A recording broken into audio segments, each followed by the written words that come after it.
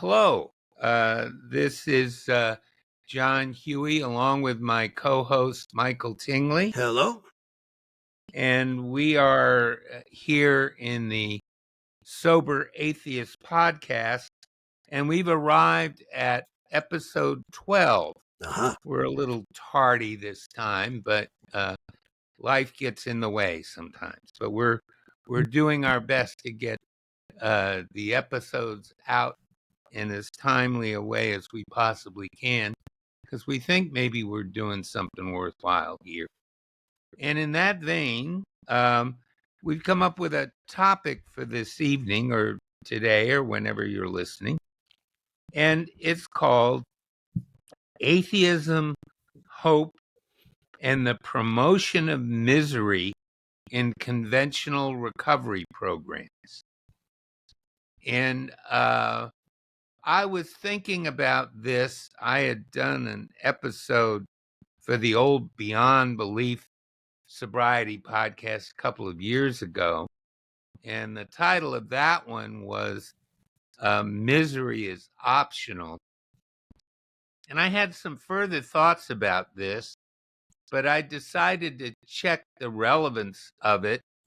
And in a group that Michael and I attend on the weekends, on Sundays, there was a gentleman in there. I mentioned this topic, and I mentioned the fact that we might be doing a podcast episode about it, and they sort of picked it up as the sort of the theme of that particular meeting. And one gentleman there, he came up with something that boiled the essence of this down better than I ever have.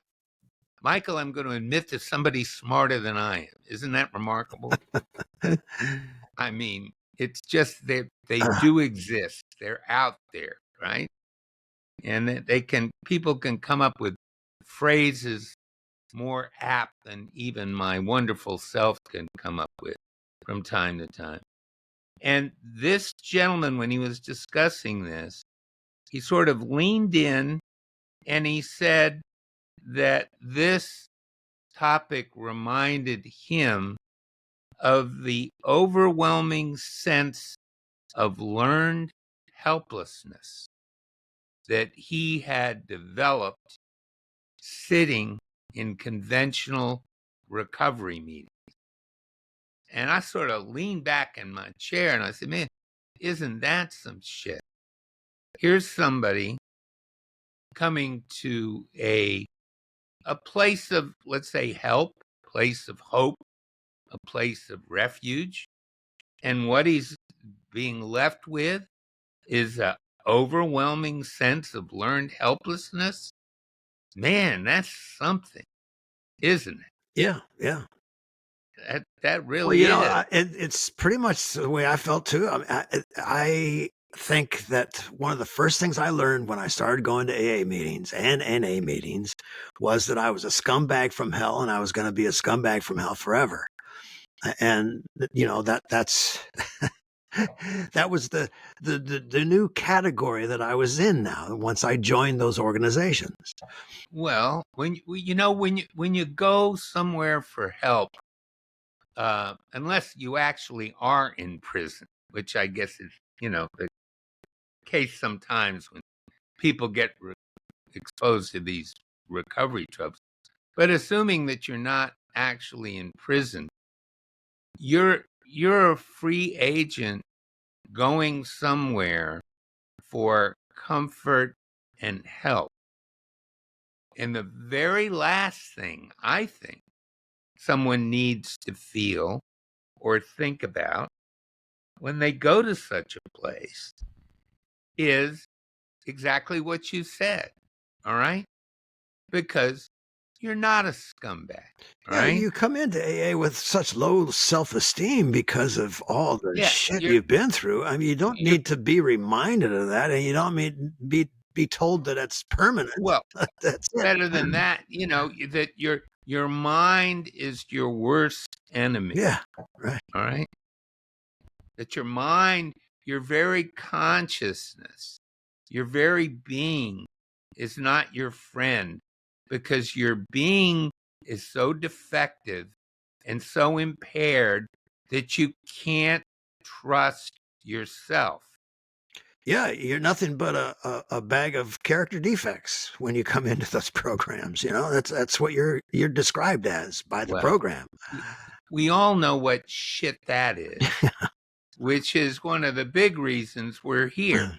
And we're not a member of that august organization anymore. Or in my case, I don't grill you about your inner worth or inner self or what you do in recovery other than what we talk about here. Yeah. But, I'm not a member of any other kind of group or reclamation society for the poor, tortured soul. We do gather to support each other from time to time. And we'll talk about that a little later. Maybe there's a little gathering I'm going to. I know you won't be there next weekend, but there's a gathering I'm going to, maybe apropos to something related to some of it. But I think that what we should look for when we come to these places, or we come to a group, we come for support, we come for some form of hope and affirmation, we should look for some sort of credit where credit is due. There you go. Okay. Yeah. Even though it's very clear to me, or at least in my case, very clear to me that I'm the one that decided to drink. And I'm the one that, when I was young, decided to use dope. And I'm the one that sort of thoroughly fucked up his life for the better part of several decades, right? Mhm. I did all those things, but we're also the one, or I was the one, and you're the one, everybody in recovery is, you're the one that stopped. There you go. Yeah. Yeah. Yeah. You're the one that sought assistance. You're the one that began the process of reclamation on yourself. Yeah. Right? Yeah. I used to say in meetings that I want some recognition for the fact that I'm the one who put the key in the ignition of the car and drove to the meeting. It was me. I'd made that choice. There was Yeah, there was nothing else forcing me to do that from the clouds or wherever. Absolutely. That's a great analogy. I mean, you're the one that was driving your own car, all right? Yeah. Because if you're not the one animating you in your life, what else could it be? What else would it be? Yeah. All right? Well, They got an answer. why give credit to anything else? Why not They got an accept answer for that. yourself as Right. the source of all of that? Yeah. Right. But they got an answer for that, because the answer is it's not you. Mm-hmm. It's your what drove you to the meeting? I don't want to use the term. It's another entity that drove you there. Yeah. All right. Yeah. Which I kind of liked getting rid of that vocabulary myself too. I'd rather. yeah. I mean, that's just. I mean, Yeah. I get the chills every time I hear that phrase. I go like, I start to get the heebie-weebies, because, the first time I heard it, I said, "What?" I said, "What's that shit?" Yeah. Okay. And also, there's the other thing. You've heard of the phrase, goes to Jungian psychology, the collective unconscious, Right. which is sort of a hocus-pocusy way of looking at those topics. Okay. And all of a sudden, a group of strangers, of people that you've never met before, except maybe in some cases like myself, there were a couple of people around in my early days, way back in the late 80s, who I did know because I had a long and tortured drinking history here in Washington, and there were a number of sober people around who had known me in former days. But this group of strangers all of a sudden becomes your only lifeline, right? Your only way out, right? And even though I don't think I heard it directly said to me, it became pretty obvious from a lot of what I heard as a newcomer directed at me was basically, without us, there is no hope. Without us, there is no hope. Fuck that. Without you, there's no hope. If you don't find your own mentality, your own consciousness, your own ability as it relates to your own condition, what kind of hope are you going to have? Yeah, your own inner strength Yeah, and somebody determination. else's. You know, I mean, but being back in those meetings, there was also a sense of inspiration too that you got from seeing the positive examples of people Well, staying of sober. So, course, of course, yeah. of course. The power of a group is the power of the individual, you, Mhm. all right? Which, when it's connected with the power of example, it is not referential to any specific trait or characteristic other than the state of being sober.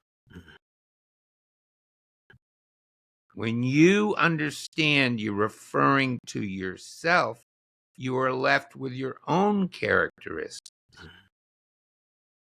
With these people, you get the impression, if you're not directly told, that you have to pick up and follow the intimate traits and characteristics of others.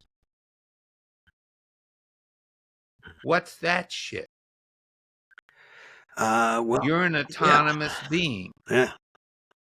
It's avoidance of what the real issues are. I mean, it's denial of what the real issues are, and putting blame on character defects instead of behavior is a way of avoiding it completely. I mean, Well, that's why they avoiding misconstrue. responsibility. Right, right, right.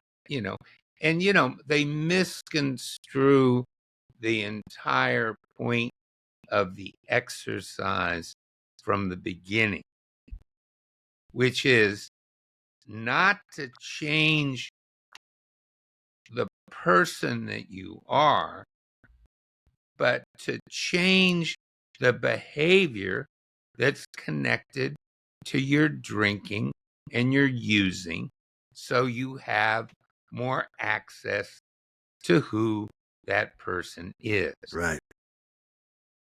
Behavior And is the focus. Yes, well, I mean, not this sort of character. pollution, yeah, this sort of intellectual pollution is everywhere, Mhm.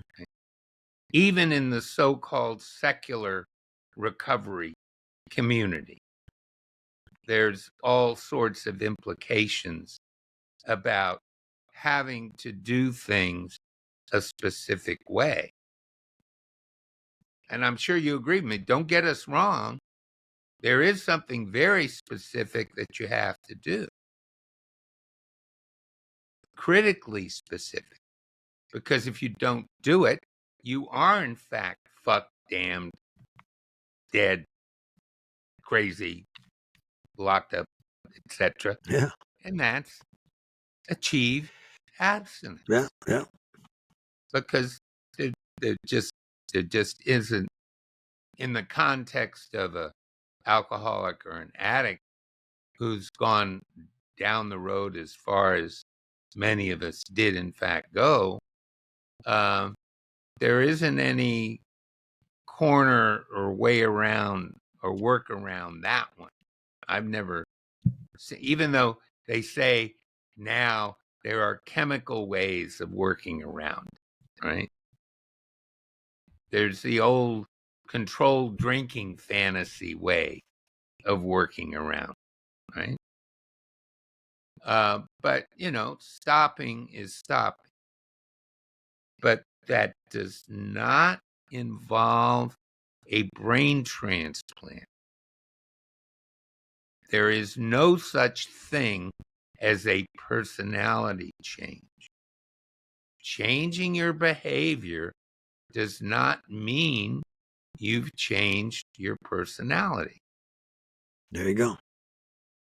Well, yeah, a year or a year and a half, a little more than a year and a half ago, I got an email out of the blue from a friend of mine who I'd known in my college days, who I had lost track of for many, many years.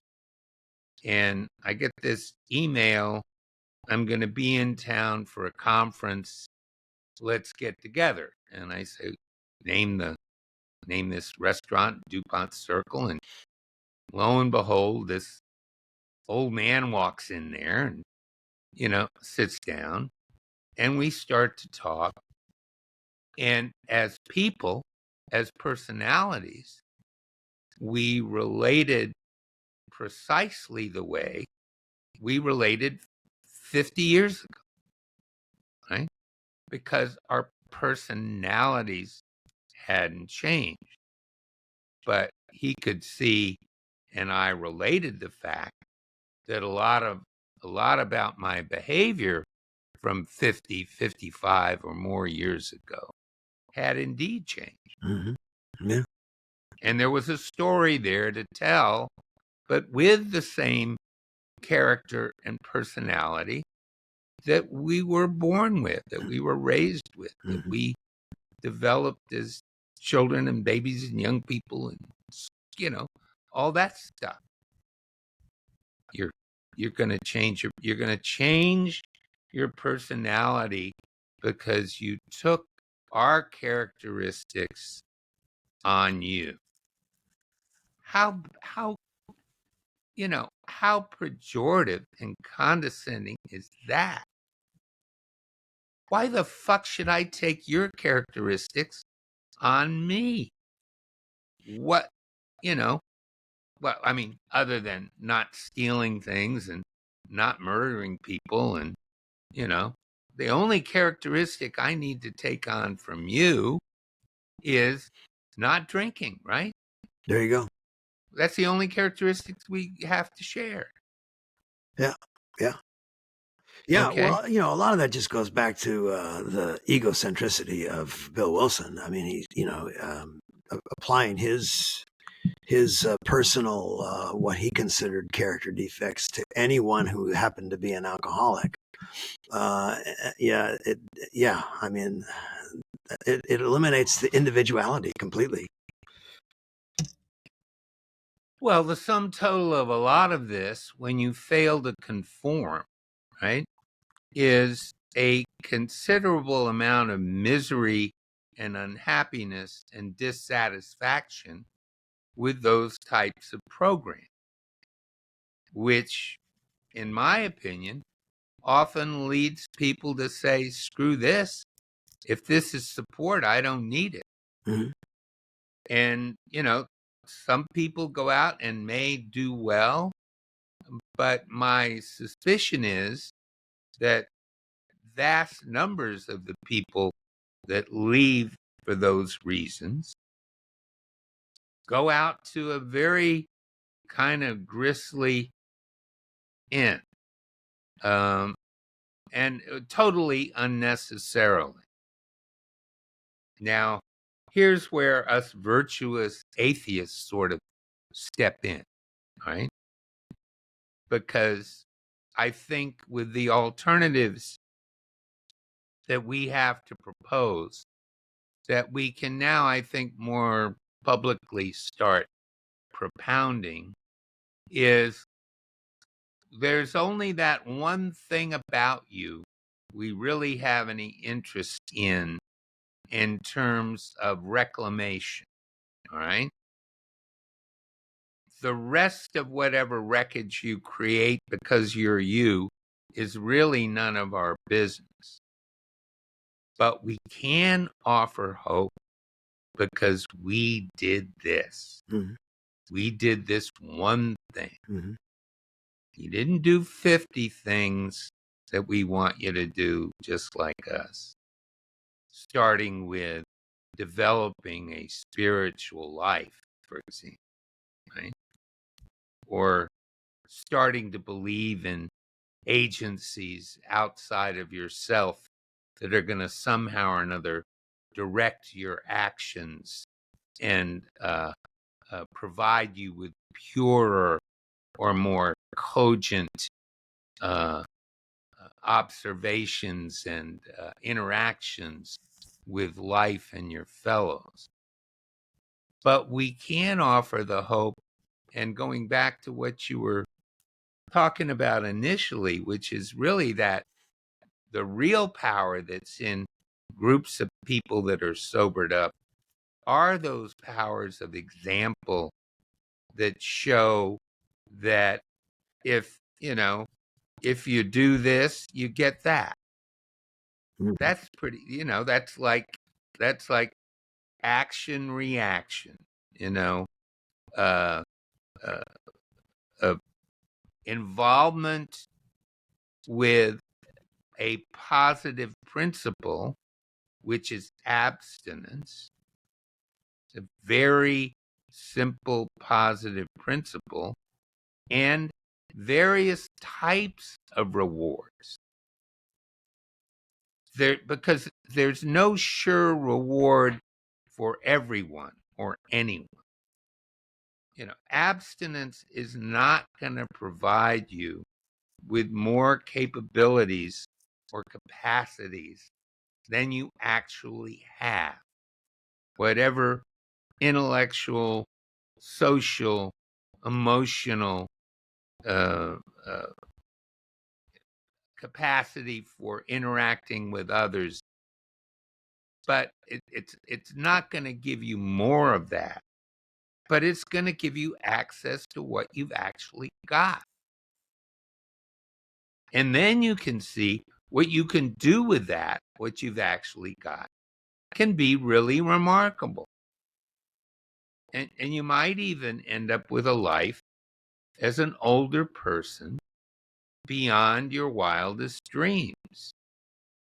It might not include a Nobel Prize or a Pulitzer or a juried show at the Metropolitan Museum of Art or a part in a timeless Hollywood film or, a glorious political career in a place like Washington, D.C.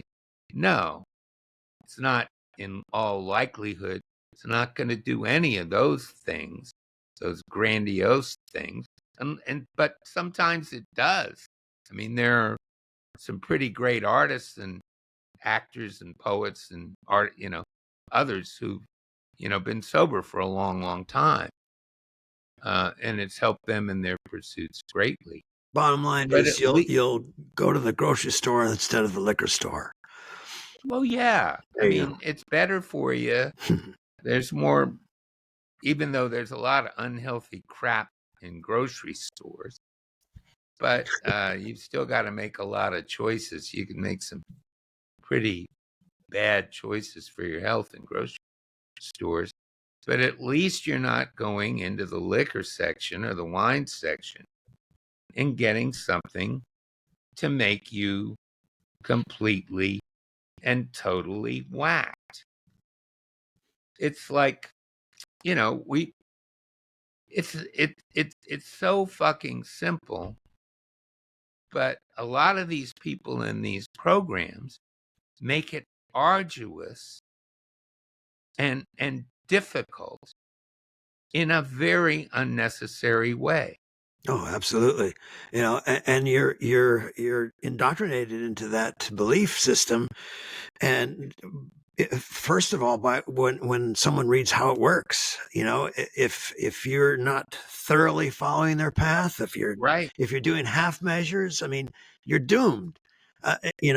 If you don't follow it to the letter, you're doomed, and your character defects will kill you eventually, and you Well, won't even survive. you may have to have so many uh, you know, you may have so many grave emotional and mental disabilities that you will never recover, and you're going to the very last circle of Dante's hell Yeah, because yeah. you can't do it our way because you're just no fucking good at all. And we're Right? proof, and we know a lot of people that are proof that there is hope if you don't follow that thoroughly. If you don't do that by the book, that there's hope. Well, yeah. I mean, and you don't when you're an atheist and you're out from under the thumb or under the influence of those initials and those places where they do those things. Uh, you're not under the oversight of people who have quality sobriety, Mm. right?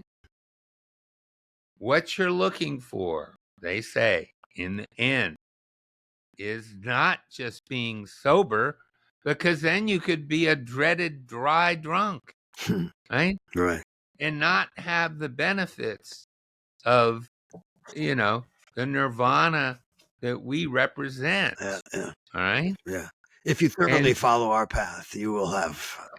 yeah, and you're not going to end up like us, Yeah.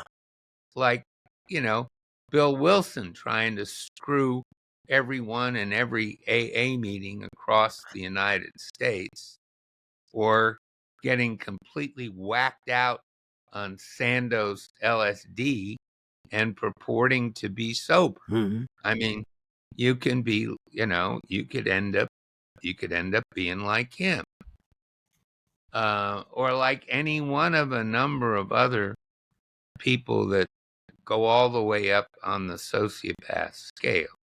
Now, again, let me back off for a second.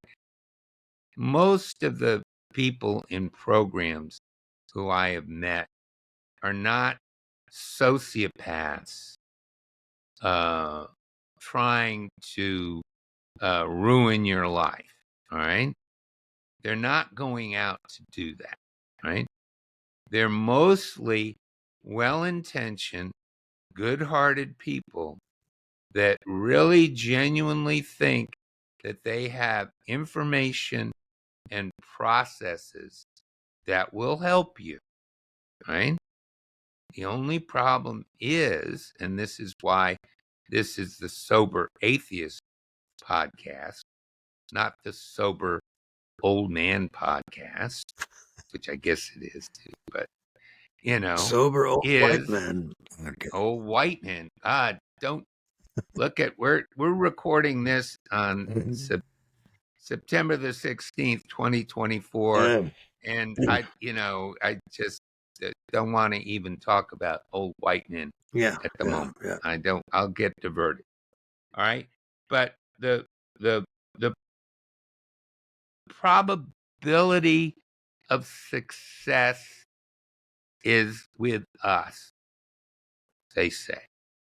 And if you stray from our formula, the probability of your success is low. And we have this formula for you.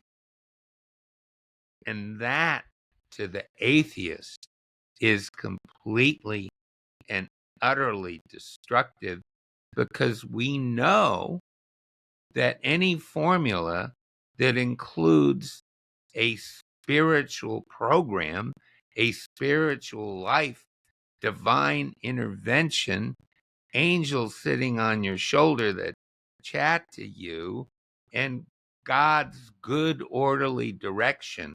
I love that. I believe in good orderly direction. No, I believe in my own fucking direction. Thank you very much. I believe in your good and this can be couched and softened and molded all kinds of ways to try to get people to believe that they have to do this. And we're like the old broken records on this podcast over and over and over again. And we're not going to stop because people have difficulties grasping this. Is that the only thing you must do is stop and stay stopped. And it's none of my business what in the hell you're doing after that. Unless of course, you're doing the stuff that requires me to call my local police department or the FBI. That's another, I mean, I wouldn't shrink from doing that if somebody was really, really in that kind of category. But, other than that, uh, I'm not going to say we don't care. It's just that it's not our concern. I mean, we do care that you're happy and healthy and have a wonderful life and all that other wonderful stuff. But is it any of our business? None of our business. I've heard that phrase recently. None of your business. Yeah, yeah. No, it's none of my business. It's like your health care and your the manner in which you raise your family, as long as you're not abusing people, and the type of work you do and the ethical framework you operate in, as long as it's within the reasonable bounds of the law. None of that stuff is any of my concern. But they figured out ways since, the days of getting on your, except for maybe in Indiana, do you still have to get on your knees in Dr. Bob's kitchen and profess to the Lord? I've heard several local sponsors. Some of the famous sponsors locally that definitely still promote that. Yeah. Getting on your knees. Oh yeah, absolutely. I heard that advice many times when I first got sober here in Indiana, and yeah, it's pretty extreme cult behavior, if you ask me. But but the thing is, so many people buy into it. How do you get the message out to them that they don't have to buy into it? You don't have to do that. Well, you don't have to be miserable. You don't have to accept the fact that you're hopelessly defective. And if you don't go to meetings and work the steps, you're doomed. I don't get that. Why is that so believable? No, well, I've got to go back to what I said earlier. They want you to believe that without us there is no hope. By us you mean the program, the AA, the way it's written, and then the book, not you and me, and we did it, and there is no hope, and that's such a crock of shit. Yeah. Now, even us liberals, can I use the word liberals? Okay. I guess it's pretty obvious we're not very conservative. But even us liberals that hang out in the liberal places, like the secular recovery movement, which is, we're having our 10th international convention this coming weekend, which I'll have the pleasure to present at in a couple of forums there. Yeah, They're you're gonna planning love to on some of 'em infiltrating the, I am some of yes. them are gonna love to see me. They're gonna be they be this, the secular spiritualists gonna be rolling their eyes. But, they've got some new stuff they're selling, which I don't buy. I'm not they're selling it, but I'm not buying it. All this stuff about emotional sobriety, Mm. so that when you get sober and you get the alcohol and the drugs out of your system, you're going to learn not only how to modify your behavior as regards your drinking through abstinence, you're going to learn how to modify your emotions and the way in which you react to things. And we're going to teach you how to do that. So in other words, there's a right way and a wrong way to be emotional. And there are Emotionally wrong so right. emotions, and Well, so there is a thorough path to take towards well, the emotional sobriety, because there's it's like it's very clear that it's wrong to allow the overflow of your emotional state to make everyone around you miserable, right? Uh, well, that's there's a not a lot of good that stuff in the 12 and 12. I mean, right. that there's, you're never supposed to be angry. You have no justification for Never being supposed to be angry, angry. No, and all the other emotions. You're really not supposed to feel anything. I mean, you're supposed to just, I don't know what, but yeah, it never made a no. lot of sense. Anger can be destructive, but it can also be a catalyst for creativity. Oh, It can be a yeah, and catalyst for growth. it's often justified. I mean, I mean, it's yeah. I mean, I And don't think it I can don't be a think stifling emotions is necessarily an indicator of emotional sobriety. Uh, okay. But here's the thing. I don't want to get too specific, even because I'm going to go. They have emotional sobriety workshops at this uh, secular convention I'm you gonna going wear to. a wire so we can hear some of this stuff? I'm gonna attend. Okay, I'm going to attend. I'm sure they're taped. I mean, they may even grab a comment or Wow. two from Yeah. yours truly about this stuff once I sit down and listen to it. But here's the thing that just rubs my irritable old ass the wrong way. All right. Somebody's going to say I'm an angry old atheist, which is not the truth. I'm really a warm, touching, sweet old man, as I'm sure you would attest. Yeah, but this podcast originally was going to be titled the old guy who tells you to get off his lawn podcast. Yeah, yeah, we decided to just kind of modify that Yeah. because it would make us. I mean, we're already stereotypical enough, all right. And if it became even more stereotypical, it would be, just too much true to form. Yeah, yeah. But no, here's the thing though. Back to this emotional Emotional sobriety stuff. sobriety, right? Fries my ass.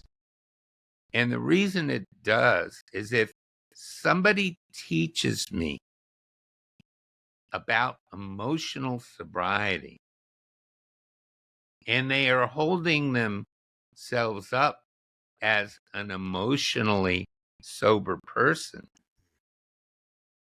that means that they must be my example. Mhm.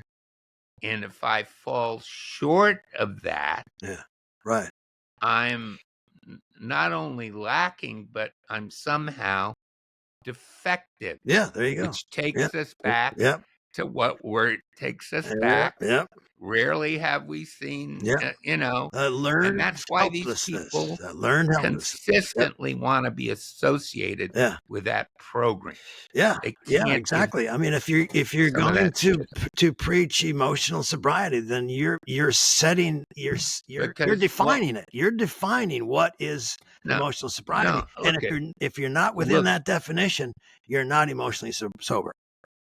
I've been a committed atheist for, let me count them, 63 years. I've been a committed atheist.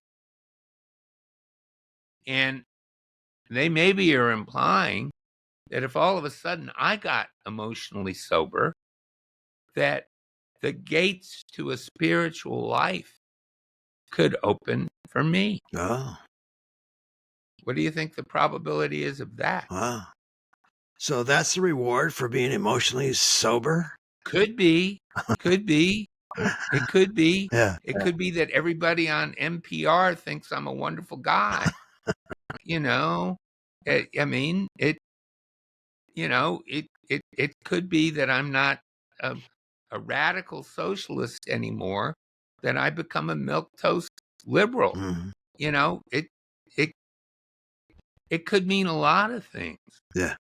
It could mean that all of a sudden I'm sitting on a Cracker Barrel in front of a country store somewhere, with a bib overalls telling story. No, that's not going to happen. All right. Because we're pretty much who we are because we got sober and became that person. And what's wrong with that? Yeah. Now, Yeah. I mean, if, that if, abstinence if, is the bottom line there. I mean, right now, that opens the doors. Yeah. well, if you're an adult and you've reasonably achieved some of life's basic needs in life for, home, family, and, some degree of satisfaction in life, and you're still miserable, I don't think that has a thing to do with your alcohol, assuming you're sober as well. I don't think that has a thing to do with your alcoholism. And you may very well want to seek counseling, right? There you go. And to have a check. I'm part of this wonderful semi-socialist healthcare system called Kaiser Permanente, this giant bureaucracy that knows everything there is to know about my inner work. If you can know it inside my body somewhere, they know everything, right? And demographics and all that stuff. And once you get to be a certain age, they start checking. They're like very motherly, and did you get your blood pressure checked, and do you have your flu shot, and all this other kind. But I get these notices, how are you doing emotionally? Hmm. Will you take an emotional checklist for us? And I check the emotion, dip, dip, dip, dip, dip, dip, dip. And unless I'm lying, I'm not very unhappy. But if I were, I would go see they have a building at 23rd and M with a floor filled with psychologists and psychiatrists and support groups for all kinds of things. And I'm not saying that there aren't people and methods out there that can help you with things like chronic unhappiness, which may have to do with medical problems like depression. Old people get depressed, apparently, and that's why they keep asking us, old people at Kaiser, how are you feeling? Mhm. Okay? And so far, I haven't needed to. Every once in a while, I'll ask my wife, I'll say, do you think I need to go down to the 7th floor down at 23rd and M. She said, nah. I asked my doctor, one of my old doctors, she's an Italian lady. She moved back to Italy. She looked at me and said, you think I ever need to go see any of those people? No, not you. She said. So maybe I'm lucky. I'm just insensitive. But the fact of the matter is that I'm not the person to tell you about your emotions. That goes back to being an atheist. That goes back to being a committed atheist. That goes back to being committed to personal autonomy and not looking to some group of unprofessional fellow citizens to tell me that my head's okay. All Yeah, right. Or that my emotions are within balance. And that's what these people in these groups think they can do, right? I mean, isn't that what they're saying? yeah, yeah. They're establishing a definition of what is right emotions, right behavior, right thinking, and it's very formulaic, and it's a herd mentality as well. That everybody's the same. Everybody has the same character defects. And Well, so there everybody has the same solution to those character defects, and it is to work the 12 steps and there are abide by yeah. them, and and there then you will behave the way you should behave, and you'll have the right kind of emotions, that's just a fantasy. I mean, it doesn't really exist, and Well, it traps people, and they get into that belief that there is no other way out. And I personally just want to make sure that people know that you don't have to follow that way. You don't have to do that. You don't have to automatically fit into that category.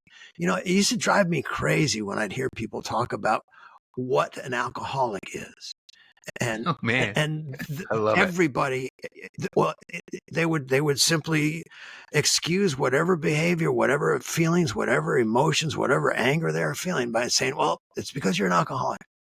you know and to lump everybody together in that one category, with the same definition of emotions and behaviors and solutions, it just doesn't work. I mean, humans are just too different from each other. I think that, and it goes back to that low self-esteem, and that sense of helplessness that you were talking about at the beginning, that's learned. It's a learned sense of helplessness.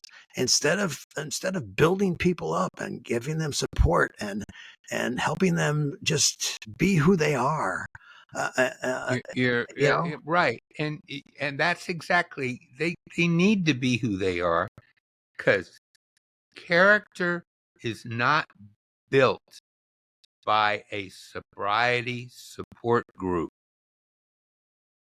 There are few things that, in my opinion, are inherently unacceptable in terms of human behavior.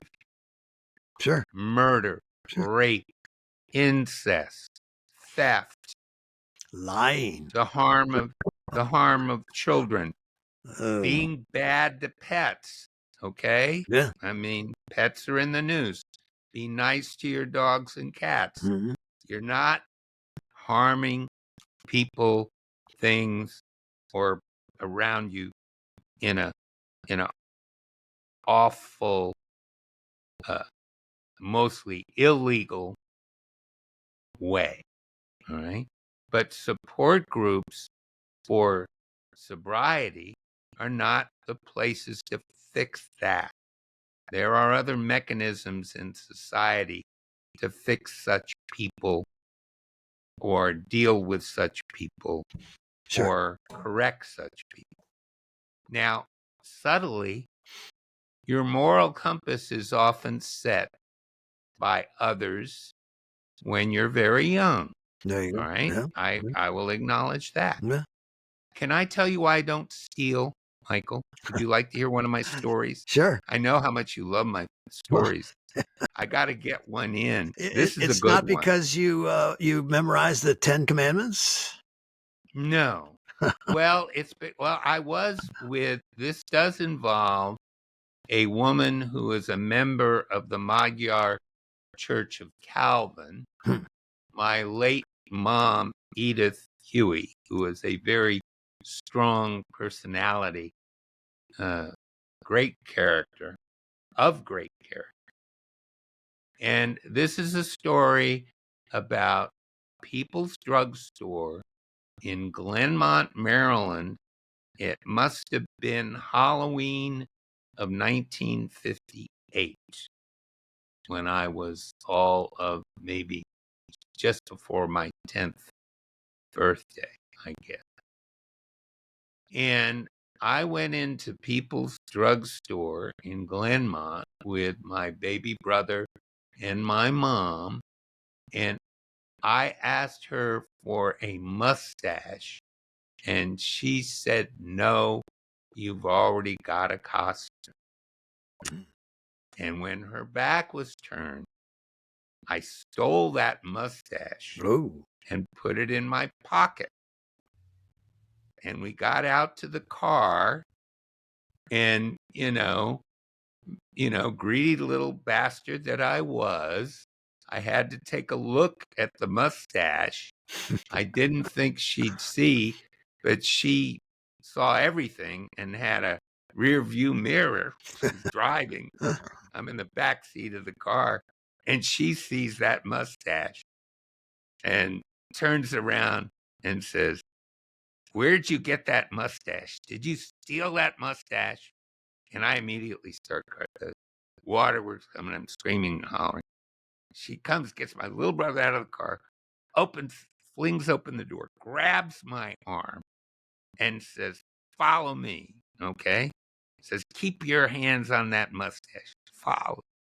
And she drags me into the store, and in that People's Drugstore, which later became CVS in those days, the manager was like in a cubicle, high cubicle with big wooden doors, and he could look out over everything built up. And she says, "Knock on that door. And when that man opens that door, you hand him that mustache and you tell him, 'I'm a thief.' That's what you say to him." And the man opened the door. I'm sure he was smiling when he saw my whatever. And I handed him the mustache. I told him I was a thief. And I've never stolen anything since. Wow. Wow. Anything. How old were you then? 9. Yeah. Wow. Made a big impression on me. Sure. Okay. Just made a big So impression on me. she Now. was my moral compass and my moral arbiter, Wow. not somebody sitting in one of those fucking meetings. Okay. And I wish she'd done the same with me about drinking. She couldn't, she had a different attitude about that. But man, she kept me from stealing. I'll tell you that. So, do you consider yourself a thief? In 1958, I was. But not anymore, right? No longer. Yeah. I'm Well, there you reformed. go. See, that's the whole thing with I'm reformed. And the double letter program is that once you're a thief, man. I mean, well, there were a lot of I people. I think, remember this guy that used to go to a meeting I used to go to here in Terre Haute, who every time he introduced himself as, "I'm John. I'm an alcoholic, and I'm a cheat, a thief, and a liar." And he was like 30 some years sober, man. And he always had to introduce himself as a thief, a cheat, and a liar. And I just, it blows my mind. But that was what he learned in that program, that once you are something, you're something forever. well, that's Yeah. ridiculous. Yeah, it is. because we are what we define ourselves as. And in the waning minutes of this, I wanted to, you know, uh, you know, and I know we'll get to the word hope in the part of the ending thing, but I'm interested in hope that comes from within, There you go. not from without. Yeah. I'm interested in hope that comes from the fact that the validity of your success is defined by you, not by someone else. Mhm. When you know you've reached the center of what you want to be, then you've got some hope. All right. There you go. And then you can help reinforce that decision you made about your drinking in different ways from within, Mhm. not from without, and not by someone telling you that you have to believe some sort of claptrap that somebody sold you about how emotionally fucking sober they are. Yeah. Yeah. Jeez Right. Christ. Or how, perfect they are because they did something that was on some cheap, ugly fucking scroll on a wall.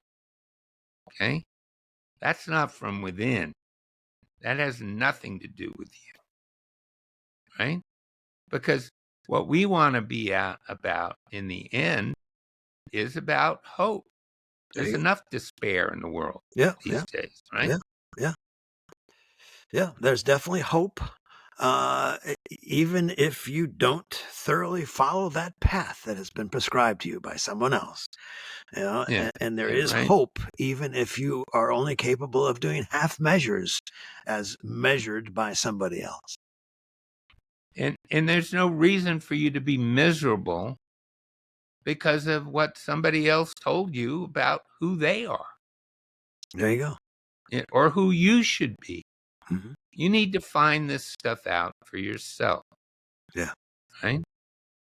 And it's And amazing how easy it ultimately is too. Once you oh are yeah, how sober, easy it and is. once you maintain some abstinence, all that stuff does fall into place, man. I mean, yeah, Well, right, it's but pretty we've gone simple. into this whole complicated discussion and which was distilled at the beginning by this brilliant guy Yeah, sitting in a meeting yeah, talking about when he went to those places, he had this overwhelming sense of learned helplessness. yeah, You're not helpless. yeah, You're an autonomous, intelligent, yeah. capable, loving, positive, affirmative human being. There you go. I'm going to talk about affirmation again Mm, down there in Orlando, that's good. if any of you are going to be there at the International Convention of something or another that I will be at in Orlando Yeah, without my friend Michael because he's a hard-headed, cranky old man, unlike me. yeah. I don't want to go down there for an overwhelming sense of learned helplessness. No, you won't get that if you hang around with me. Yeah, You might get a little pissed off, but what can I say? But we're coming to the end of our time yeah. here, There we go.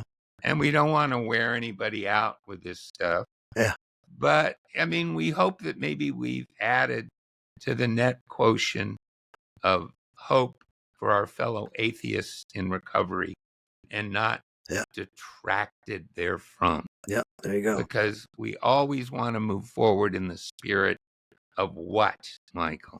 Hope, man. We really want people to know that Hope, there is hope, and only because of peace and love. peace, and love is the only way. Yeah, It's the only way to get through.